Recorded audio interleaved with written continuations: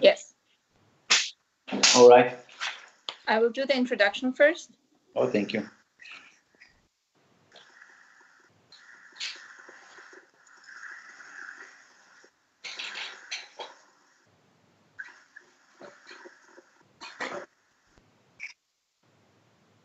Professor Dr. Abdullah Akman graduated from Hacettepe University School of Dentistry in 2001, then started his periodontology training in the same institution. He was promoted as professor in 2019 and serves as full-time faculty in Periodontology Department. He is involved in the dental implant training in undergrad and grad education programs. He is also currently a lecturer and educator at Strauman Group scientific programs. You can read more about Dr. Akman's rewards and achievements on our Facebook page. Now, I would like to invite Dr. Akman for his presentation. Why do some implants fail? Oh. Please, Dr. Akman. Oh, thank you, Penny, for your nice introduction. It's a pleasure for me to be here. So our topic is why do some implants fail? We'll try to get detailed information about this, and so we'll get hints about why do some implants fail and try to avoid these fails.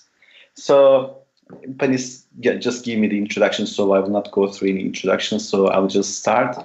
So this is my university, and this is my faculty of dentistry, and this is me. This photo was taken just 2 hours ago, so this is almost like me. So you can just imagine me talking like this in this same outfit and same environment. So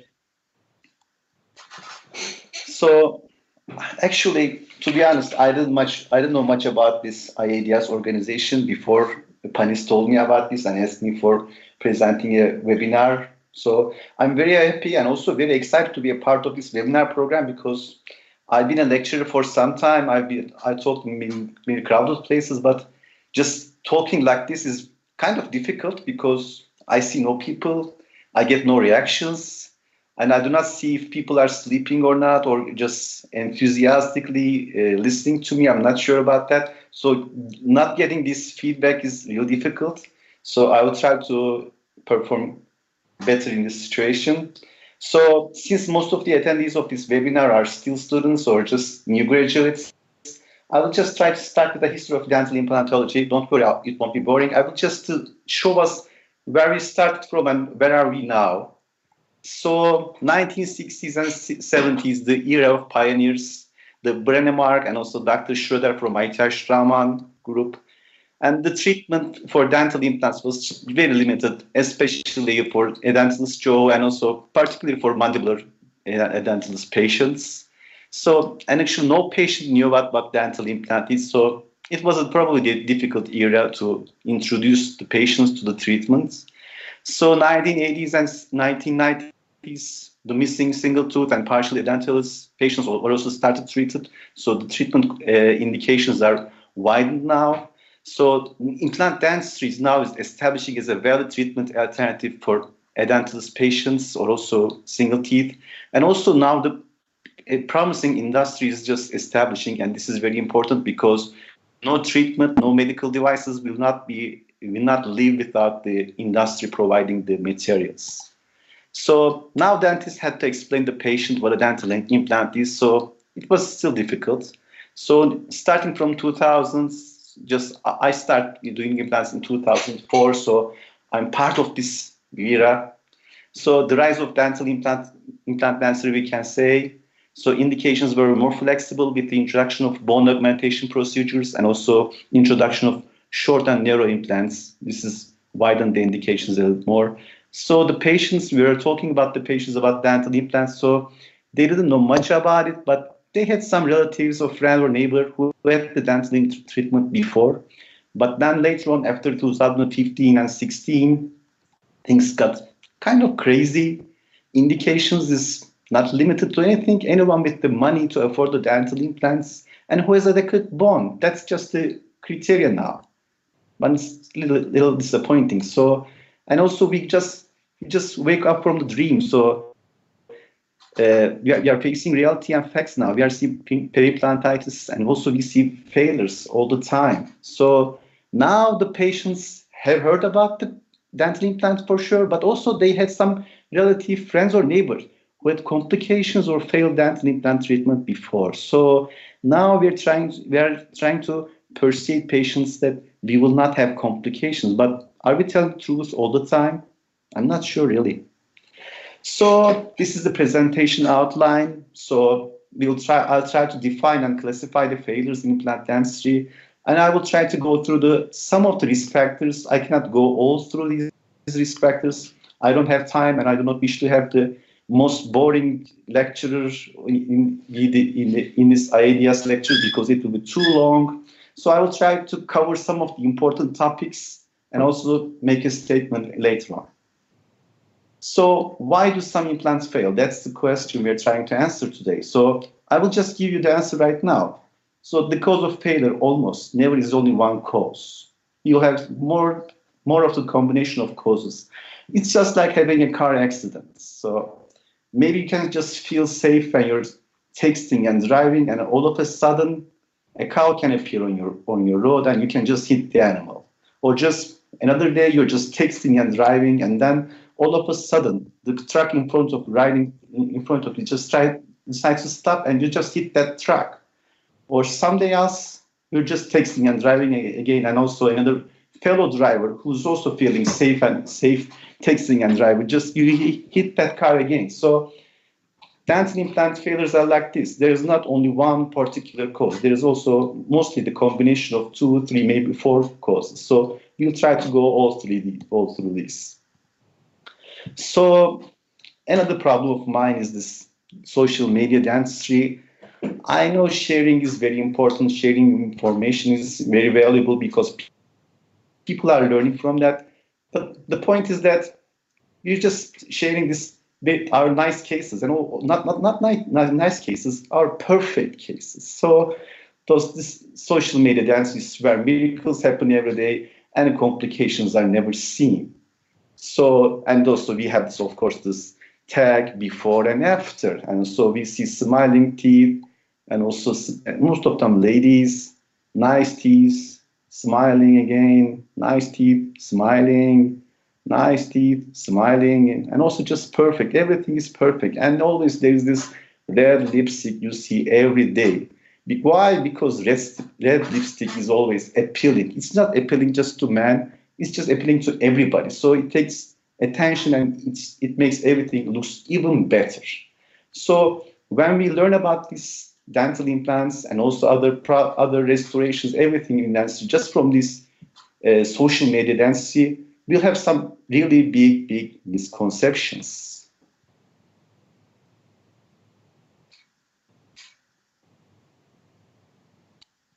So this looks like a nice implant, but it's not an implant anymore. It's an explant now. And those are not bone. That's just calculus and excess cement over there. So our conceptions are misguided, but we do know that failures happen, and we'll talk about this. So I also have some before and afters, and this is one molar teeth with an endodontic problem needs to be extracted. Extraction is performed, and later on, then the implant was placed. Everything is in place. The bone is very nice. There's no bone loss, and this is the restoration. And this is the opposite way. Everything looks fine, but for how long will it go this way? I'm not sure. We'll have to see. So another case, another lady with an endodontic problem. It's a central incisor, and we made the small miracle here. So extracted the tooth, immediate implantation, immediate restoration. Just this is a temporary crown. Just even this temporary crown looks very nice. And this is 4 years later. This is the permanent crown. Everything is placed, and this is the bone. And the radiograph looks just perfect. But for how long will it go this way? It depends on very, very big number of factors. The surgery was, yes, okay, but it's not finished yet. We have to see the long term. We have to treat the patient again. So another before and after. So this is a patient with severe periodontitis and also very mobile teeth in the mandible. So the decision was to extract all of them. We extracted and then placed the implants. And this is 1 week after the surgery, and this is the healing. You see the problem here? What is this tissue? What is this tissue 2 weeks later? And this is 4 weeks later. We still see this tissue. Why? Because we know why. Because this patient had a systemic disease. This patient has ligneous conjunctivitis and also periodontitis, which is a rare disease. But in this part of the world, in Middle East, especially in Turkey, this is not that rare because we see these patients now and then. So a patient having a systemic disease which affects this periodontal disease will probably have similar problems with the dental implants. We have to keep this in mind and never forget about that. So let's face the real before and after. So this is the patient's implants in 2011, 2012, everything looks fine. 2015, it's going nice. And then 2018, it's not going nice now. Look at this bone level. There's severe bone loss on 2 of the implants, and maybe 1 of them is already gone. So why did this happen? Because the patient had the systemic disease. But is it just on the cause? No, it's not just on the cause. You see that I didn't see the patient for 3 years. She didn't come to her regular visits. So maybe we could avoid this problem. I don't think we will have still the perfect bone level at this time, but we could have it in a better state. But unfortunately, the patient did not come, and we could treat the patient at the time. So, and I told her that we have to probably remove that implant. But now it's just past 1 year, and she doesn't come up yet. She said, I have to make up my mind about that. So we're waiting to do the treatment. So this is the real before and after, and we are facing these realities almost every day. So this is one of my patients. This is about maybe 9 years ago, and the patient is a volleyball coach. I will talk about him in details later, so just don't forget about it.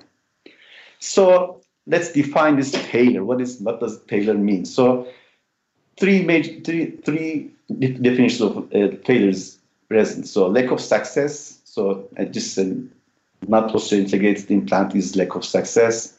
So there's bone loss, a lack of deficiency or desirable quality. Yes, this is failure again. And also the action of state of not functioning. So what does it mean? So we have this implant. It's just in the bone level is just perfect, but since it was not placed in a proper position, it cannot be restored, and it's a now sleeper implant. It's a sleeper implant just sitting perfectly in the bone, but it's a failure because it's not functioning. So implant dentistry, the terminology may be some complicated. So when we are talking about failures, we have success, of course, but also we have survival. So ICOI, the latest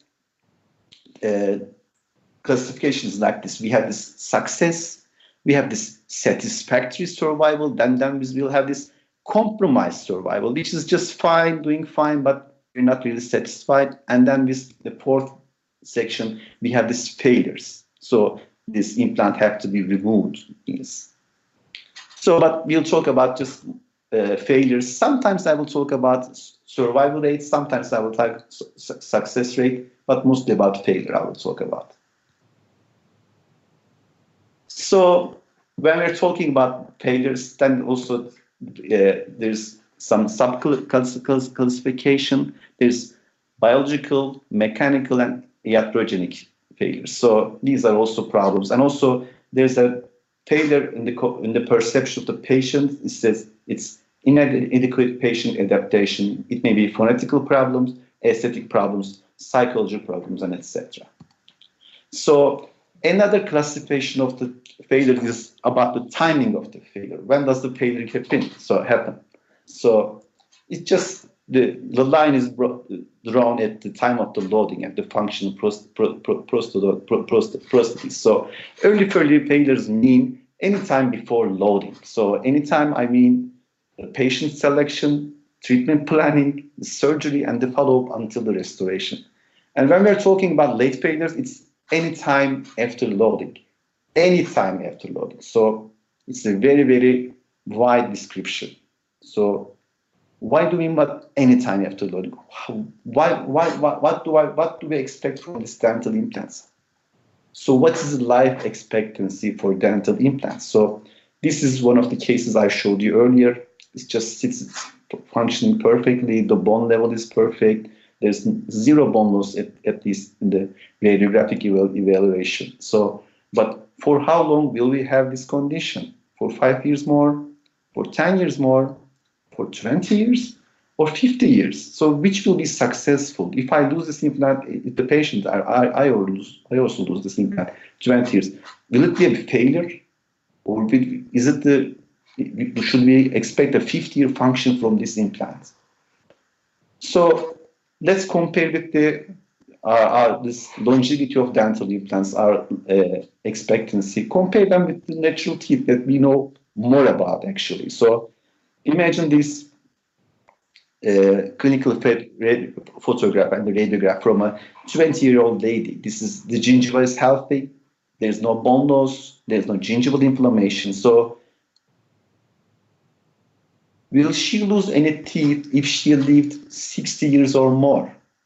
What do you think? Probably she will lose some teeth because problems do occur during time. And also maybe she will have diseases, she will have trauma, anything. But will it be a periodontal problem? I'm not sure. I can just guess. Probably she will not lose, I guess. But I'm not sure. But maybe she can lose a couple of teeth. Maybe mandible incisor will be lost when she's 70 years old. I'm not sure. But what if I tell you that these radiographs and clinical photographs are from a 60-year-old lady? Then what do you think? Will she lose any of her teeth if she lived 20 years or more? I'm not sure, but I can guess that she's probably less likely to lose teeth because she's 60 years old. She kept these. Probably she's in good medical health. We're not sure, but we can just guess that she's less likely to lose any teeth after this one. So we don't know much about dental implants. What's the longevity of dental implants? But thanks to very great work and also research and articles, we know we have some nice, solid ideas about this life expectancy and longevity of dental implants. So in this research, only implants followed for at least 20 years were involved in this study. So 1,045 implants in 2,227 patients were followed. So the cumulative survival rate after 36 years was 87.8. So the failure rate was about 12%. Out of the 1,045 implants, only 127 of them were lost. But yeah, that's quite reasonable, not too high. But when you dig in more about this information, then you see something else. This is very important. It says 35 of the failures happened in the first year. 35 of the whole failures. And then for the next 2 years, in the second and third year, 26.8 of the implants failures will also happen. What this means is 61.8 of the fails happened in the first 3 years. So my conclusion from this research is that implants may survive as long as 36 years and even longer if they survive the first 3 years. This is very important because early failures is a very important part of dental implant surgery because we can avoid some of these problems with patient evaluation and with better surgical approach.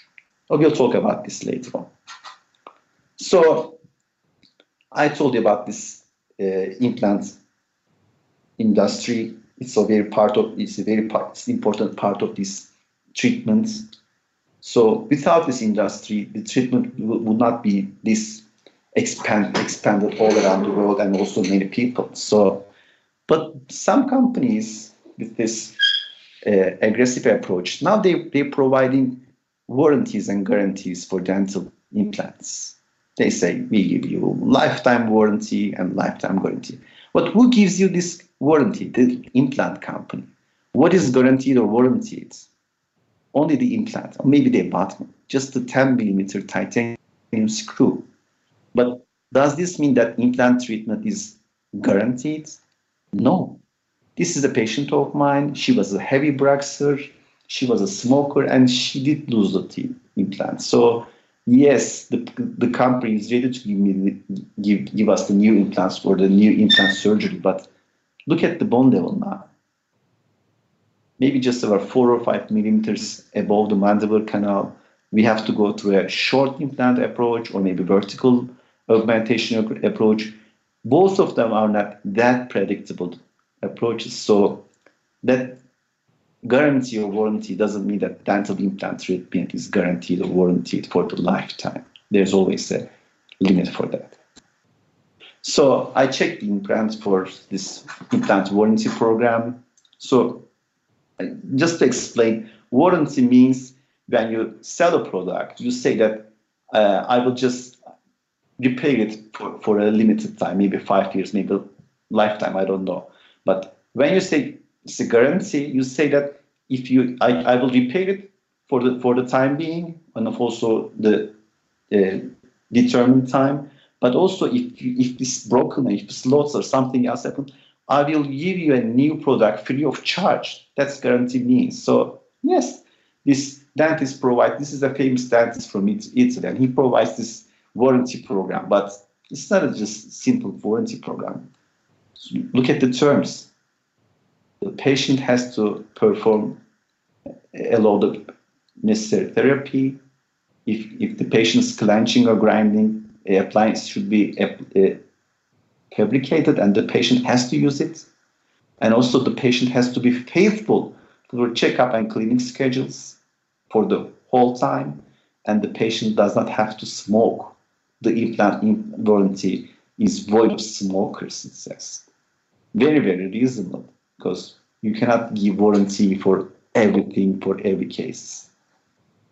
So for this lecture, I will just sometime just hear from Mark Twain, because he was probably one of the wise men lived, so very wise man lived. So, and he says, if you tell the truth, you don't have to remember anything. So this is just a simple sentence you say, but when you're talking about this implant dentistry, so the promises we make to the patients and the promises the patients may give us, so it's not always happening. So if you tell the truth, you don't have to remember anything, but we have to remember the truth first. So what are the risk factors for failure in implant dentistry? Let's look at the topic. So medical dentistry, past, present, and future. So what does mean future history? So when we're doing the dental treatment, we expect a longer treatment. So the medical history will change in some time. So we have to, when you just seeing the patients in the maintenance phase, their medical history will change. So the future means that we have to see the patient for a longer time because their medical conditions also may change. The patient may have diseases like diabetes mellitus and also osteoporosis, which are risk factors for dental implant failure.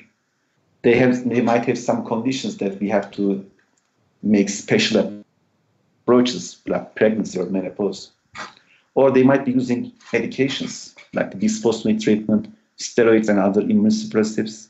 And also, a big topic is rising. So a lot of people are using these selective serotonin uptake inhibitors, SSRIs, antidepressants. So these are causing problem for dental implant, and we'll talk about this in detail. And also, proton pump inhibitors that we use are for ulcers and other diseases of our gastrointestinal system. So these are also causing risk for dental implant failure. So we'll also talk about that. So maybe the most important part is dental history. If the patient has periodontal disease history, the implant failures are also, risk of implant failures also is increasing, and we'll talk about this later. So first, let's talk about geriatric dentistry and implantology. When we're talking about old patient, it means that by the definition of World Health Organization, the patients are older than 65 years old. So you see all these patients every day. So for who are wondering, the lady at the bottom right, she's a famous singer from Turkey. Probably she's about 74 at the time. She looks much younger than me. I'm 42. Probably she will not die, I guess, because she's just 74 and looking like that. It's just a miracle. So, but what about these old patients? So, average lifespan of human beings is increasing. This is increasing all around the world. So, this is in fact. So, now the elderly patients are more active, more social, and more demanding. And their special demand is keeping and also improving their quality of life. And this age group is the biggest age group in the dental implant patients. This is very important for us because these are the big potential patients for us to give treatment with dental implants. But 80% of these old patients have at least one chronic disease, and 75% of use medication, at least one, and also 40% have had hearing problems. So this is a challenging group actually. So, but we have to face these challenges and also give these elderly patients the treatment they deserve. So, but first thing first, do no harm, the first rule of medicine. So there are some systemic conditions representing absolute contraindication for dental implant surgery. So what are these? Recent myocardial infarction and cerebrovascular accidents, recent vascular MVPs, high-risk bleeding patients, significant immunosuppressive therapy, and also active cancer therapy, and also, we know the topic is very well, intravenous bisphosphonates. So bisphosphonates, other medications can cause necrosis of the jaws, and now, before it was named MRONJ, now it's called MRONJ. So there are two very important medications that are increased risk with this necrosis of the jaws. One is zoledronic acid, and the other is denosumab, which is an analog of osteoporose. So what we know about these patients and what these medications, cancer patients receiving IV bisphosphonate or denosumab therapy monthly are contraindicated for dental implants. But there are things we don't know. So we don't know really the MRONJ risk for osteoporotic patients receiving IV bisphosphonate or denosumab, which is maybe they receive 3 or 4 times a year. So this is a new treatment approach, and we'll see these patients a lot. So it's not a direct contraindication, but it's not just a routine osteoporotic patients. So we have to be careful with those. And also, we don't really about this risk of patients who had this dental implant before, maybe 5 years ago, and then the patient's systemic disease, maybe had cancer or osteoporosis, and they had to start this treatment. So what are the risk factors at these patients? We know that there is a risk factor, but the approaches are not that clear now. So this is a sample case which we had seen of this patient.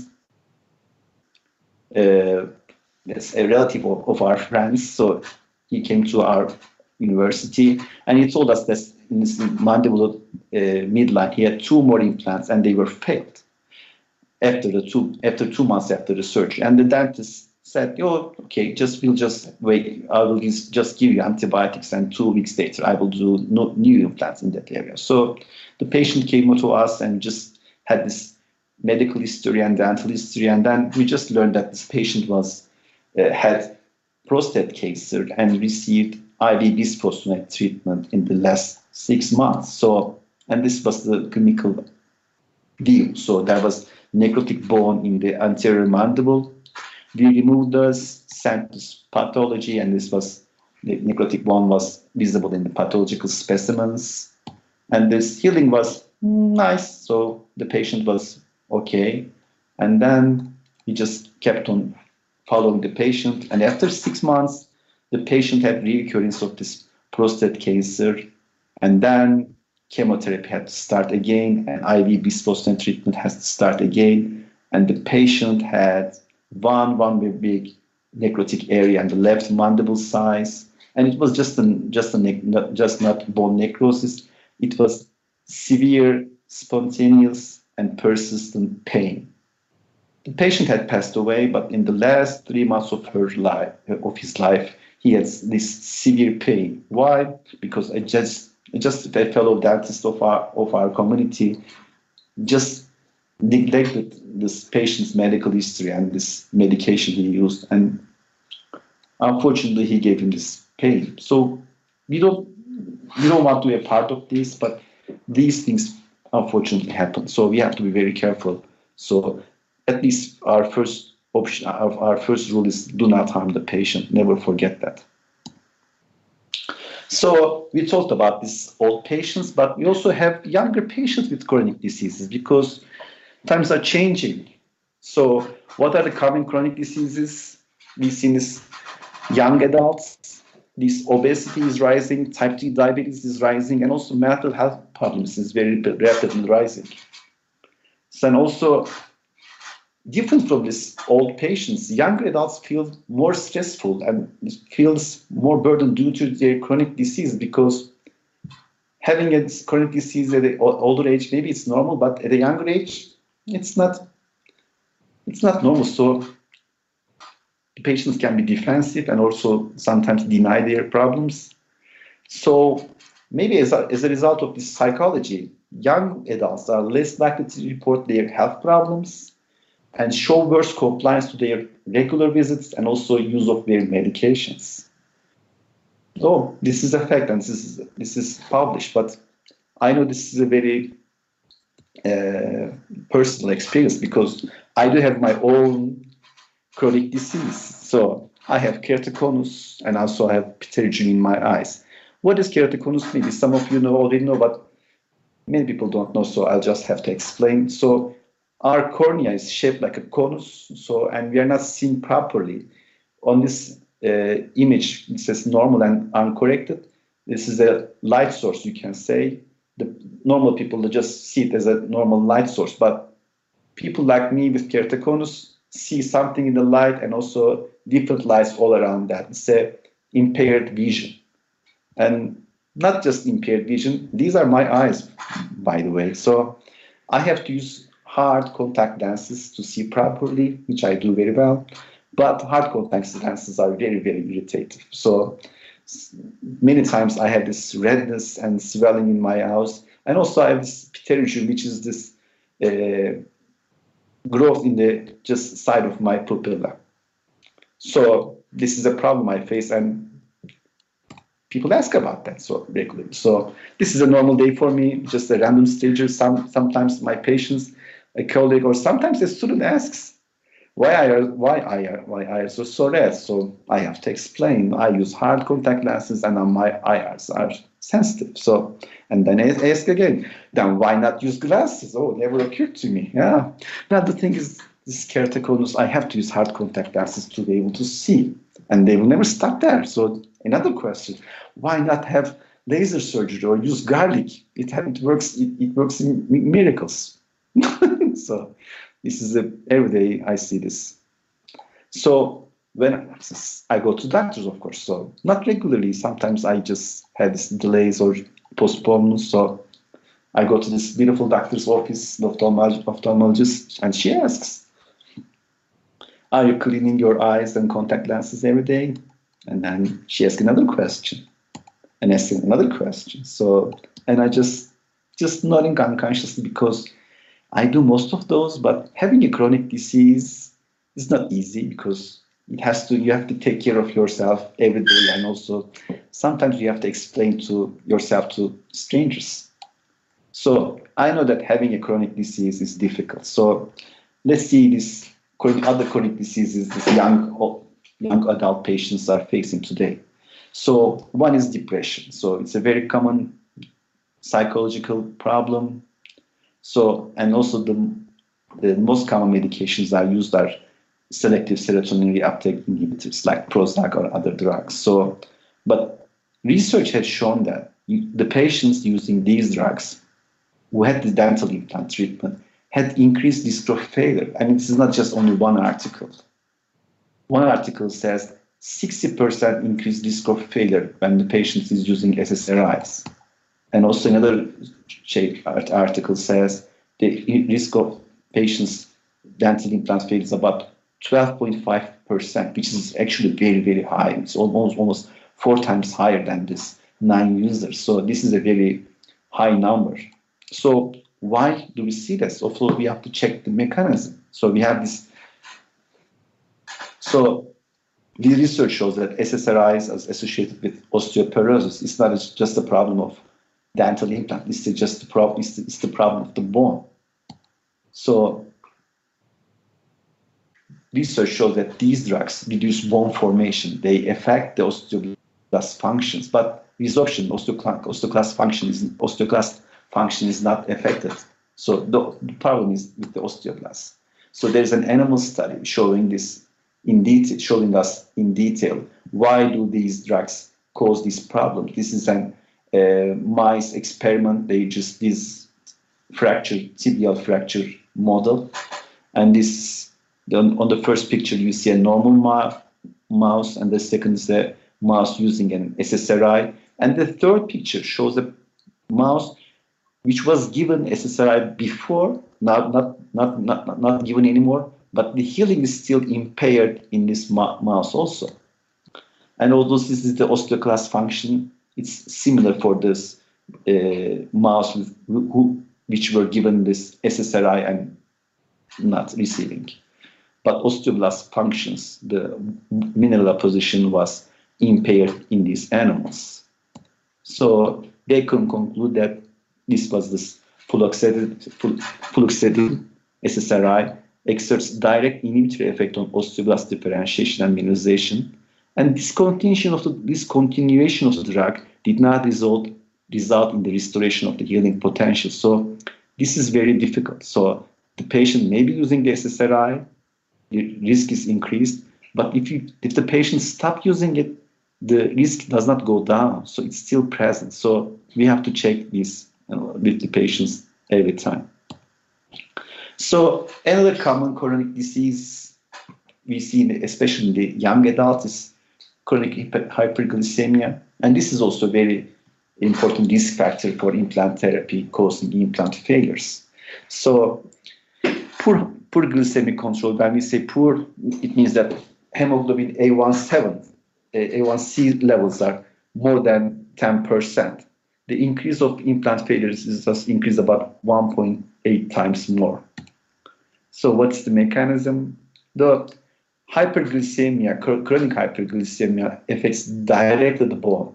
The osteoblast functions are impaired. Osteoclast functions are activated, so there is less bone opposition and there is more bone destruction. But also this hyperglycemia affects immune system also. There's also induced immune response, so hyperinflammation is also present. So these problems altogether affect the bone and healing period. And so the patients with hyperglycemia, the diabetic patients, have high increased risk of dental implant failure. So this is the patient we just seen in our clinic just a couple of weeks ago. She's just 26 years old, but she's a type 2 diabetes, not a type 1 diabetes. This is important because she's probably obese. I don't know just the measures, but just probably on the obese side. So you see this patient has moderate bone loss, especially in the second molars, and also the clinic photograph. This was taken after 2 sessions of scaling and root planing, and there's still persistent inflammation, especially in the papillary area, because her hemoglobin A1c levels are 10.5%. This is very, very high. So I told you that periodontal disease history is very important for dental implants, because periodontal disease and periimplantitis are not exactly the same disease. They have some serious similarities, but the risk factors all just common: the smoking, pathogenic biofilm, excessive occlusal forces, genetic factors, and poor compliance of the patients. So what happens if the patient has if the patient has a history of periodontitis, even if it's treated, the risk of periimplantitis just about increased about two times higher, and also increase of risk of implant failure is almost 2 times higher. So this is very high numbers. So if we are treating patients who had periodontal disease, and even if we treated, even if the patient had periodontal disease and all the teeth were extracted, the patients are still in the increased risk group. We have to keep this in mind. This is very important. So the inevitable topic, smoking and implant failure. So we all know about this, but why this happens? What happens when the patient smokes? What happens to the bone? So oxygen saturation is decreased in the tissues, osteoblasts are suppressed, osteoclasts are activated, and anaerobic microorganisms in the pocket multiply rapidly. So as a result of this, smoking disrupts osseointegration process, smoking increases risk of periimplantitis, and smoking doubles the risk of implant failure. So in some areas, especially Middle Eastern areas, water pipe smoking is also very common. There are very solid data about pipe smoking and dental implant failure, but since we know that pipe smoking is a risk factor for periodontal disease, it should also affect in a similar fashion, in a negative effect on dental implant treatment. So we have to be careful with these patients also, smokers. Almost any type of smoking, just e-smoking and vaping is less dangerous, but it's also less risk factors. So let's see what our favorite author talks about this smoking. Well, he says giving up smoking is the easiest thing in the world because I've done it thousands of times. So very wise man, funny. So also just talking about Mark Twain, I'll just get in the middle of implant failure program, and also I just recommend a book from Mark Twain. So What is Man? This is a very nice book. I just recommend it for reading. It talks about human nature and what we do and why we do about almost everything. So this book. So we just evaluated the patient, we did the implant planning, and we are just at the time of the surgery now. So we are ready to go. So ready to go and ready to drill. So when we are doing something and we are doing this we are in a comfort zone, it means that we're in an anxiety neutral condition. So we are doing what we know in an easy way. There is usually without sense of risk, but it doesn't mean that we are too relaxed, and it doesn't mean that over-determination takes over. So it's like driving a car, you say, maybe. We do it every day, but when you say when you have this overconfidence, and you say, I can text and drive. Oh, this is not comfort zone. This is out of the comfort zone, and we talked about it before, so I will not go through it again. So there's a comfort zone that we do it nice, well, and we know these complications and the risk all the time. So we can also handle these. So we're in this comfort zone, but we have to expand this comfort zone. We just can't do all the cases again, or just the simple cases again. So we have to expand this comfort zone with education and practice. But the day of the surgery is not a good day to expand this comfort zone. I never recommend this one. So what do we do at the day of the surgery? Especially for the first timers when doing the first implants. So set a suitable appointment time. It should be not too crowded, and you should be not tired with the other patients you treated earlier. So review your treatment plan. Make sure all surgical devices and instruments are ready and sterile. And this is very important. Have someone competent at assisting and helping you with the implant surgery. This is very important, and I will talk about it in a couple of next slides. So day of the surgery, not a good time to read the book, and you have to know your instruments very well. So first thing first, surgery needs asepsis, antisepsis. This is very important. These are things we see in dental curriculum every year, but we should never forget about this. So using perioperative antibiotics increases success rate by 2 or 4%. So yes, we can use the antibiotics, but using this in a perioperative period provides better results. So just before starting the surgery, rinsing the mouth with chlorhexidine rinse reduces the bacterial load in the saliva by 50%. And this is a very, very important number. So sterile handpieces and instruments are mandatory. So this is at the time of the surgery when we're starting, everything looks fine, and we go to the surgery. So I told you about this competent assistance. So when someone is helping you with the surgery, you will have better vision, you will have tissues protected, and the site of the implant osteotomy will be protected from the contamination of the saliva. Well, this photograph was taken from our surgery. So this is just a sample of a bad assistance, and the same case, same patient with a better assistance. The tissues are retracted, the aspiration is performed at the time, and this implant site is clean, and the dentist can see the surgery area well. So competent assistant is very important. Never forget about this.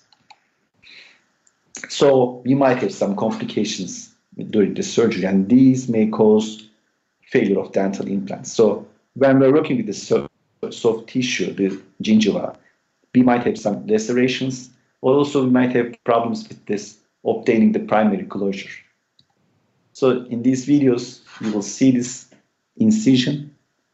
When you're doing the incision in the implant surgery, you have your scalpel always has to touch the bone. So you have this full thickness flap raising in a one steady line,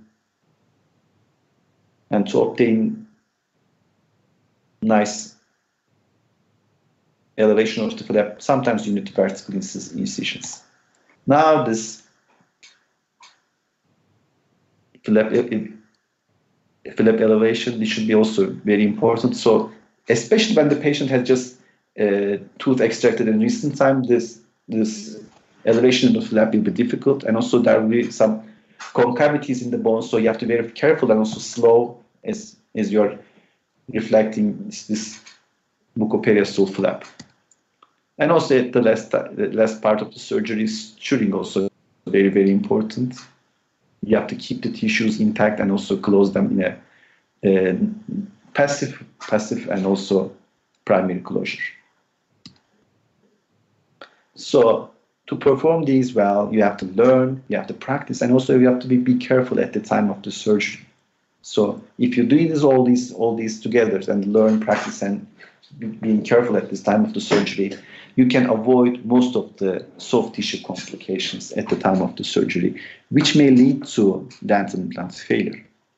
So we might have some problems with the bone. So we might have some dehiscence defect. You might have some perforations. And also, we might, when we are drilling the osteotomy, we might be doing over drilling, which is a too wide osteotomy, or sometimes under drilling. And these two affect the placement of the implants and also primary stability. So what is the limit of the bone we have to keep in this buccal and lingual sites?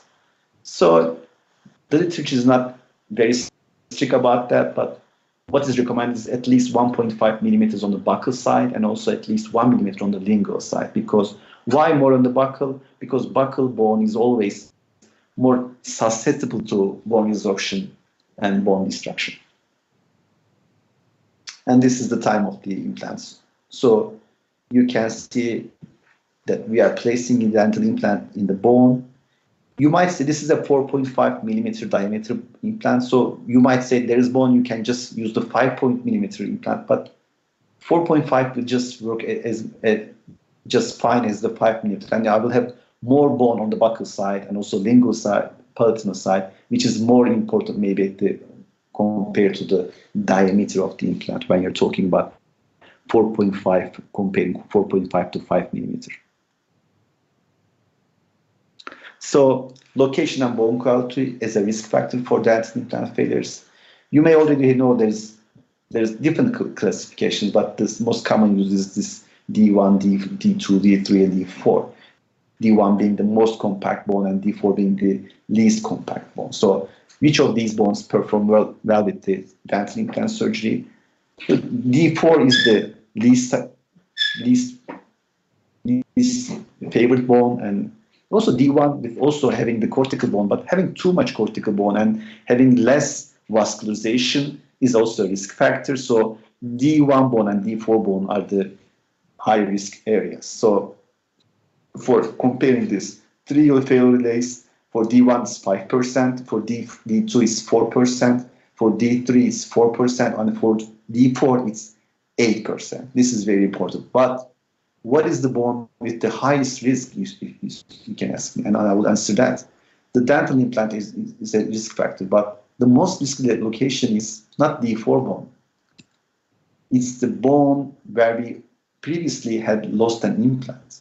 So there is a research that shows that survival of dental implants placed inside previously failed implants. So can you just guess what's the failure rate at these sites? You remember it was 8% in the D4 bone. So I will just show you the results.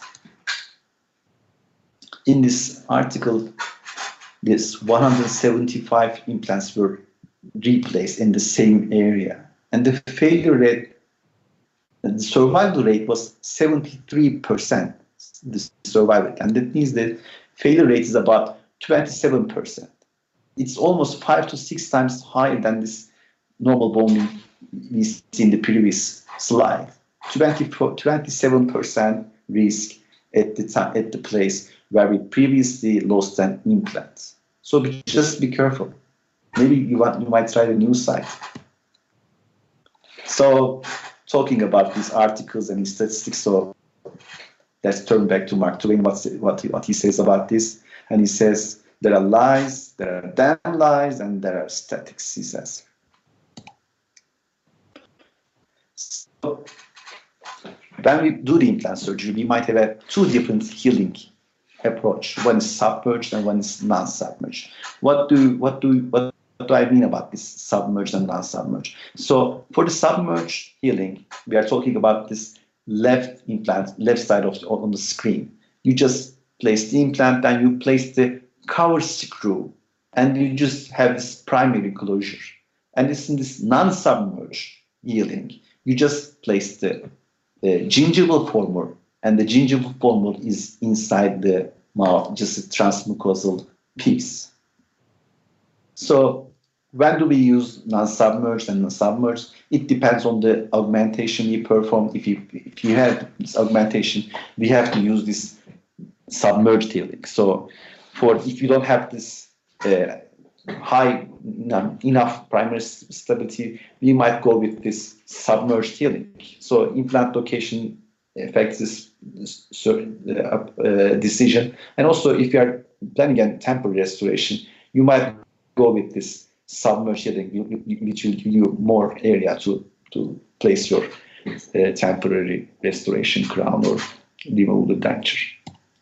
So do they affect this failure? Indirectly, yes, because of this.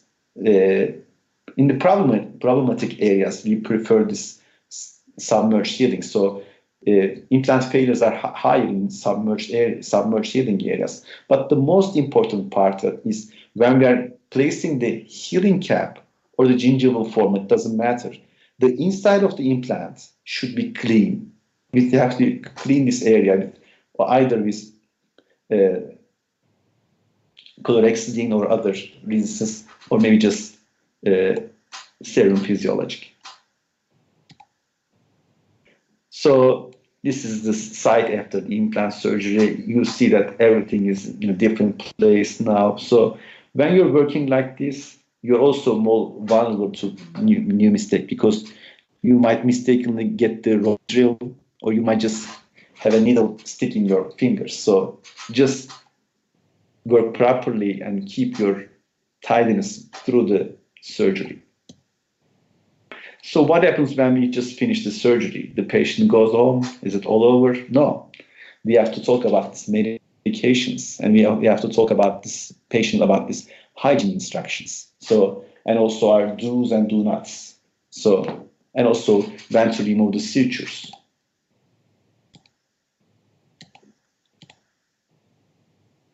So we have to have regular visits for the patient, because until the time of the restoration, there are some risky occurrences we might see. So we have to see this patient, because around 40% of the failures happen at this period before the restoration phase. So, and some of them are available. So we have to see the patients regularly to avoid these.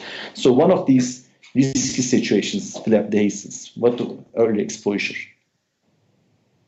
So this is the early exposure. We just put the cover screw in, but it just now open to the mouth. So this is a risk, and this may cause bone loss, and this may even cause implant loss. And also we have these restorative complications, which I will not go through. So now I'll talk about one of my best cases, and this is one of my proud cases. This is 2018, and I did this patient's implants in 2016. I will just say research assistant at the time. So, and this 2007, 2013, and it comes every year. I'll have all the radiographs, but I didn't show here. So this is one of the good cases. But why is a good case? I will show you. So the patients in this blue area on the top, you can see, and I live in Ankara, Indian University is Ankara. So every year he comes to Ankara at about April. He's a retired man, and then he comes and we make this cleaning, prophylaxis, and sometimes we just do the scaling root planing for the necessary teeth. And then he goes to his summer house, which is on the nice Aegean coast. So after 6 months, about October, he has to come back, and he calls me, asks for an appointment. We do this cleaning again, and then he goes home again. And this every year happens. So this is a very, very faithful patient. He always calls me, he always gets his appointment and never skips it. So maybe this is why we are successful with this patient. It's not the only factor, but it's a very, very important factor. So, but I'm not that lucky with all the patients. This patient, just you put the implants, and this is just about 2 months later. Look at this calculus around this restoration bars. So we have to talk about this poor compliance of the patient, which is also a risk factor for implant failure. So for the post-operative period, the patient has to use the medications and stick with the oral hygiene programs. We provide them also stroop removal at the time, and also at the maintenance phase, brushing and other hygiene products have to be used. And also smoking, clenching, other habits should be questioned, and also try to avoid these during this maintenance phase. So, you remember that at the start of the lecture, I told you there's always more than one factor causing the implant failure. So there are some articles who check these combinations. So there are 2 nice articles, and their results show that if the patient has periodontitis and also is a smoker, the risk is very, very high. And also the poor bone quality at the time of the placement, and also the patient using the SSRIs, the risk is very, very high. And also the patient is smoking, and we had to use the short implant, the risk of failure is also increased. So remember that there's almost never one risk factor already. Even if you talk about this in individual risk factors, we have to combine these all. So I told you about this volleyball coach, one of my least favorite cases. This is about 8 years after the surgery, and he called me.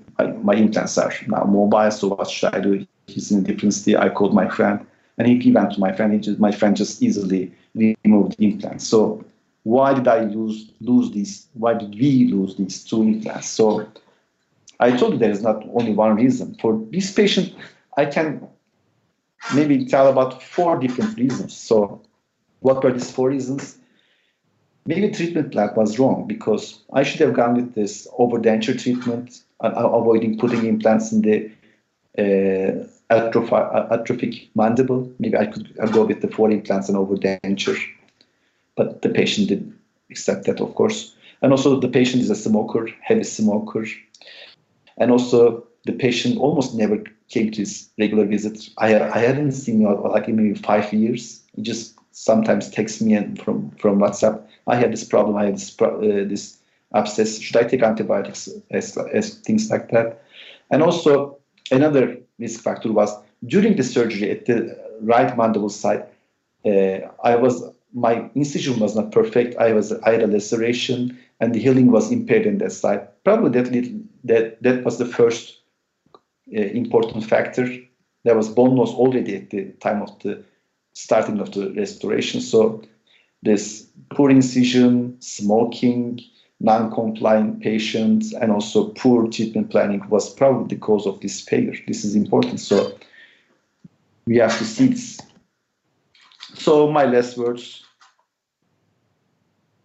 So when you do these implant surgeries, you will have failures, but you have to learn from them. But it's always wiser to learn from others' failures, like these. You can all remember these cases we talked about.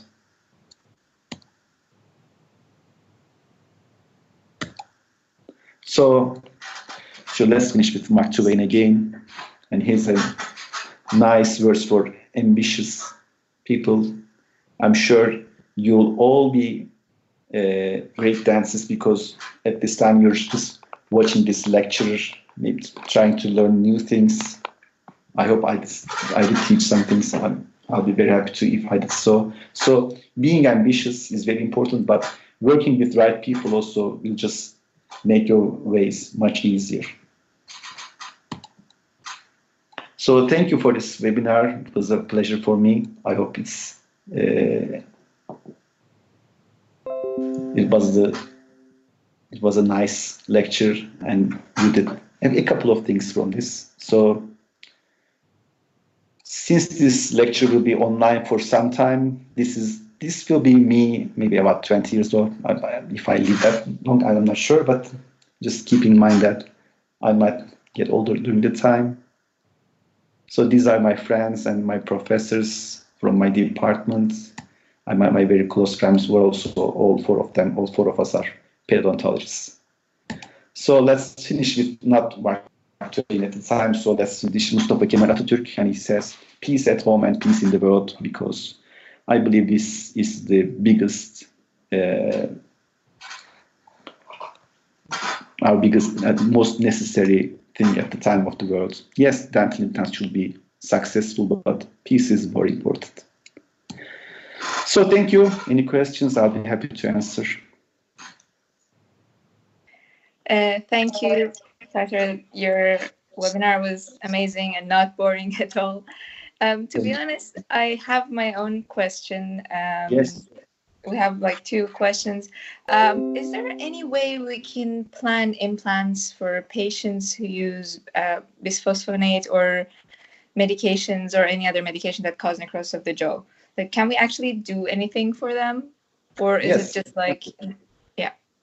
So I told you about many risk factors, but there are other risk factors that we couldn't talk about because of this timing. So if the patient is using bisphosphonates or maybe denosumab, it doesn't matter much, just for the treatment of osteoporosis, and is using this drug for only once a year, maybe twice a year, the risk is not that high. But you have to think of other things.